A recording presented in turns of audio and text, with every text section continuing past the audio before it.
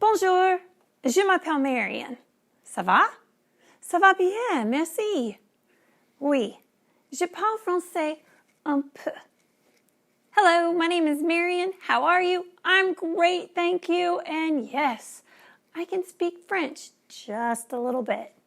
That's what my children have now learned since they have discovered this gem, my letter jacket. That's right, my Letterman jacket from high school right here. And as you can see, I lettered in choir, tennis, French, and math. Now to be fair, in order to letter in anything at my particular high school, all you had to do was take 3 years of it. And so yes, I was the nerd that took 3 years of elective math. But since finding the Letterman jacket, I've been trying to use my French more. And so now I can count to 100 with a lot of help. I can even conjugate just a few verbs not very well.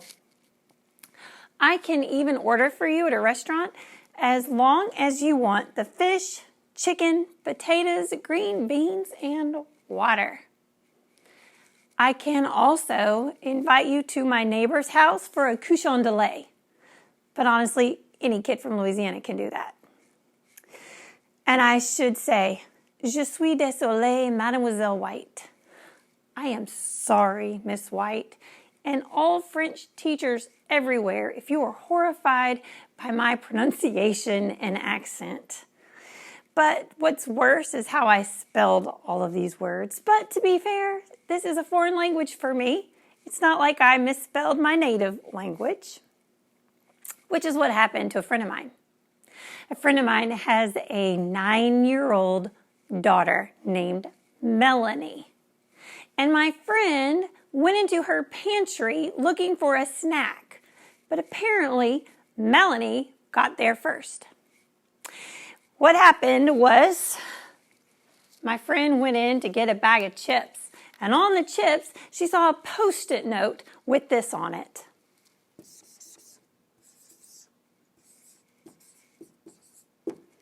That's how her daughter spelled her name.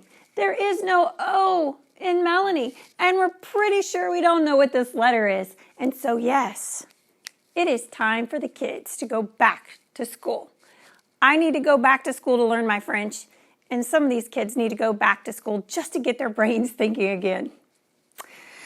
I don't know where you are watching this, but I know that when we're recording it, we are the week before school begins in the surrounding counties.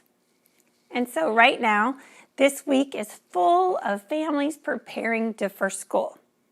They are going through drive-thrus to meet teachers, virtual meet and greets. A few people even have tours.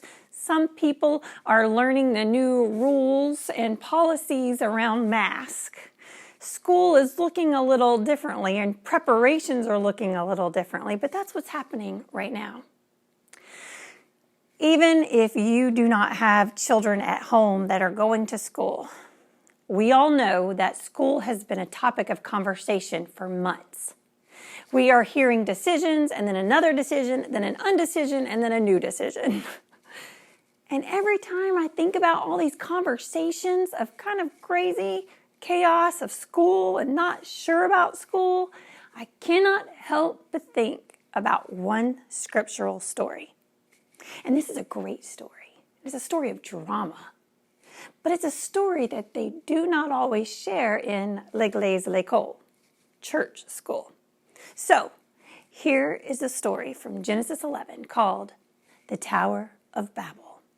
And now the whole earth had one language and the same words. And as they migrated from the east, they came upon a plain in the land of Shinar and settled there. And they said to one another, "Come, let us make bricks and burn them thoroughly." And they had brick for stone and bitumen for mortar. Then they said, "Come, let us build ourselves a city and a tower with its tops in the heavens, and let us make a name for ourselves. Otherwise we'll be scattered abroad upon the face of the whole earth." And the Lord came down to see the city and the tower which mortals had built. And the Lord said, "Look, they are one people, and they have all one language. And this is only the beginning of what they will do. Nothing that they propose to do will now be impossible for them. Come, let us go down and confuse their language there, so that they will not understand one another's speech." So the Lord scattered them abroad from there over the face of all the earth, and they left off building the city. Therefore it was called Babel, because the Lord confused the language of all the earth. And from there the Lord scattered them abroad over the face of the earth. Whether it was homeschool, public school, private school, universities, college, we all had one language of school. We knew what that would look like. And all of a sudden something came down and made school feel like a foreign language. I'm using school as one example, but there are lots of examples of this.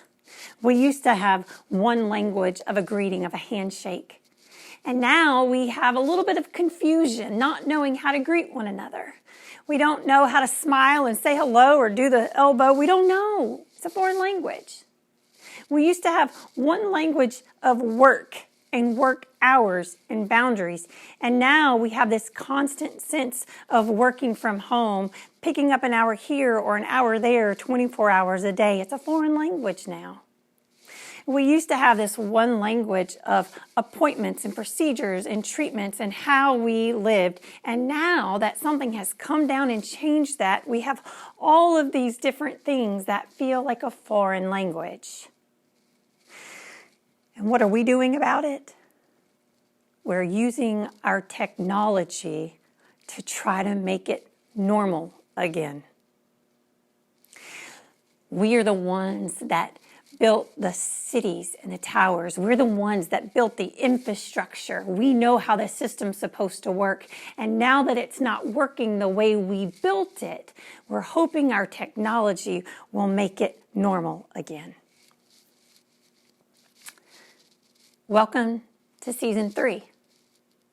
This week, we begin our Season 3 series where we're actually going to read different self-contained Bible stories. And the hope is that as we read these stories, we engage them as we would any show that we're binging on Netflix or Hulu or Disney+. I want you to dive into them and ask questions about these stories, and I want you to know what happens next, and I want you to know more about these characters and plot lines because it's so much drama. It's incredibly interesting. And so my hope is that we spend this season reading and learning about these stories. So, Season 3, Episode 1, The Tower of Babel.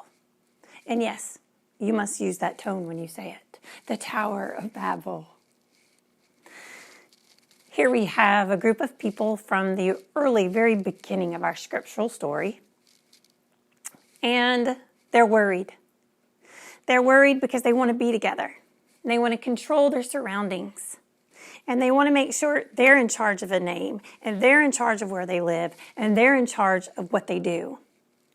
And so they use the technology in front of them, the bricks and the mortar and the stone, and they begin to build cities and towers around them. And they build it all the way close so they can be close to the Creator, so they can feel like they are creating their own world. And God comes in and says, no. God comes in and says, I'm going to take one language and make multiple languages. God says, I'm going to take everything that looks the same and I'm going to change it up. God takes the uniformity and creates diversity. A lot of people have said that this story is about God's punishment. I don't know about that. Some people have said that this is a story about why we have different languages, like French and English, maybe. Some people like to look at this story and just concentrate on the us pronoun. They want to know, who is this heavenly counsel? And that can be fun to think about. And some people even suggest that you're not supposed to read this story in Genesis without the companion story that's in Acts, which is when the Spirit of God comes down and helps interpret the languages of people. That's Pentecost, the beginning of church. That's the companion story. And all of those things are good interpretations and good questions to ask.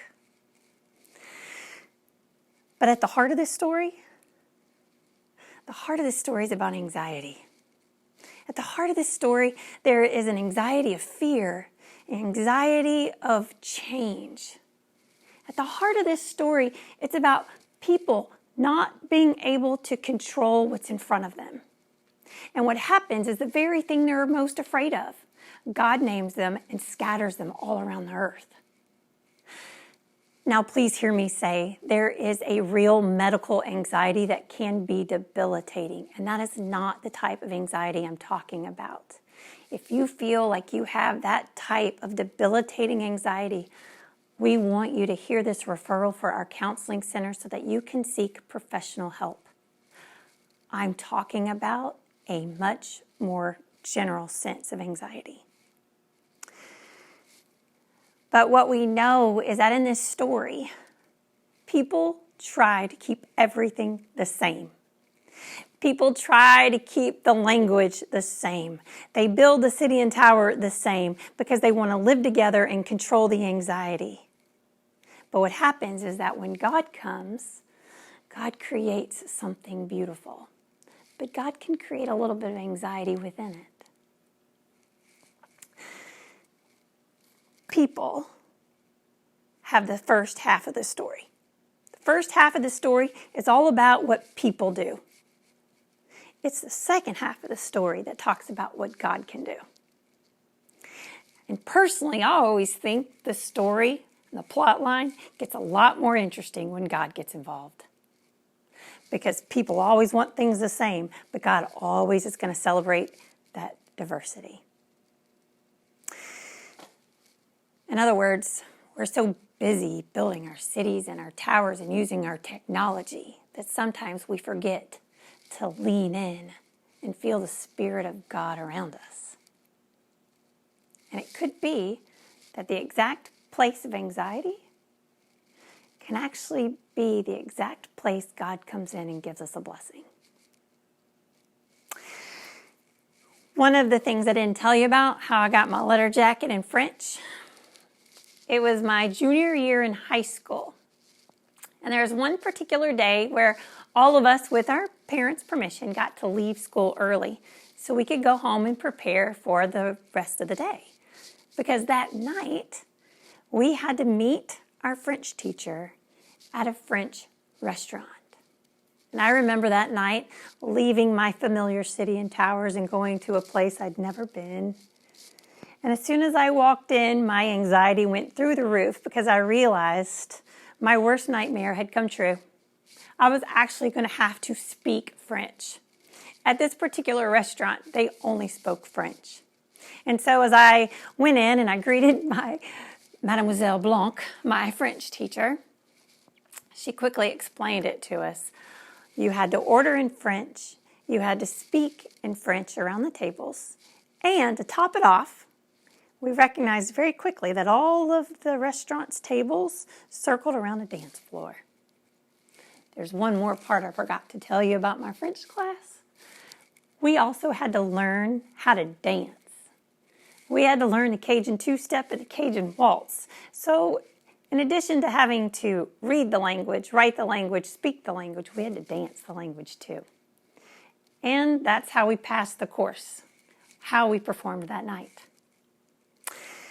And so I ordered something like, fish, chicken, potatoes, green beans, and water. And I tried to eat as long as I could. But the time had come. It was my turn to walk around the room and ask people to dance with me. And very awkwardly, I'm sure, I took my learned language and I went over to the tables and I began to ask people to dance with me. And as I did, I remember my first dance partner, I just looked totally down. I just only looked at my feet because I was very nervous about the whole situation. Second dance partner, the same. Didn't say a word. I only looked at what I was doing with my feet, the part that I could control. By my third dance partner, I realized there was absolutely no way I was going to be able to control the dance moves because I was already awkward and clunky. So I thought, why not? I looked up at my dance partner and said, "Bonjour, je m'appelle Marion, ça va?" And what began was this huge conversation. And I learned very quickly my one language of learned French sounded very differently. It sounded like a foreign language of spoken French. And I found myself with every dance partner having to lean in a little bit. And as I leaned in, I actually recognized a noun here and a verb there. And as I did, I was like, "Oh, oui, yes, I know that one. Yes, oui, I know that one too." And all of a sudden, as I got caught up in their stories and listening intently, I found my footing and I was doing a Cajun waltz all over the dance floor. The biggest place of anxiety for me that night became one of the most diverse, meaningful memories for my entire high school. And that's the Tower of Babel, isn't it? Taking those places of worry, taking those places of fear, taking those places of change, and leaning in to hear parts of God that you know and that you recognize. Because it's that place of anxiety where God can come in and breathe in something new and different and incredibly wonderful. I hope that you go back and read that story. And as you do, I hope you have questions. And here are just a few questions for you as we continue this week. What is it that you're going to lean into this year? What new language of God do you need to learn? What is the fear that you need to start naming and let God take? What are those things of your life, of the situation around you, that you just need to find your footing in? Give those things to God. Because no matter what you try to build, allowing God to do something different is going to make it a lot more wonderful. Amen. Like we do at the beginning of every year, we want to take a minute and just bless all of the technology and school supplies and devices that we're going to be using this year. So take a second, gather all your things so that we can dedicate them to God. Right now, I have my cell phone, I have the iPad. We even have Chapel Roswell camera we're going to bless in our work today. So may we gather it all up and center ourselves and have a moment of prayer. Gracious and holy Lord, I thank you for all that we bring before you. Whether it's our laptops, our pencils, our markers, our highlighters, notebooks, cell phones, or even parts of our home office, we grant them to you and we ask that you pour out your blessing on them. May you help us to use all of this equipment for your work. May you help us be productive in what we do so that every day is spent working and growing in the knowledge of your love for your people. Take all that we offer, Lord, and help us to learn new things. Whatever language is before us, may we celebrate it. Whatever new friend or new challenge is in front of us, may we celebrate it. May we use this as a new beginning, Lord, so that we can see you in new, exciting, and adventurous ways in front of us. May you take all that we learn, all that we do, and may you use it to serve your people. And may we always respond with a sense of gratitude and thanksgiving. We ask all of this in the name of your Son. Amen. If you would like a sticker Chapel Roswell sticker to go on the back of any of your devices, all you have to do is email me, Marion@chapelroswell.com, and we will make sure you have a sticker sent to you. Just give us your name and address. And now hear these words. Go, learn a new dance, learn a new language, and celebrate the diversity of God. Go in peace. Amen. Au revoir.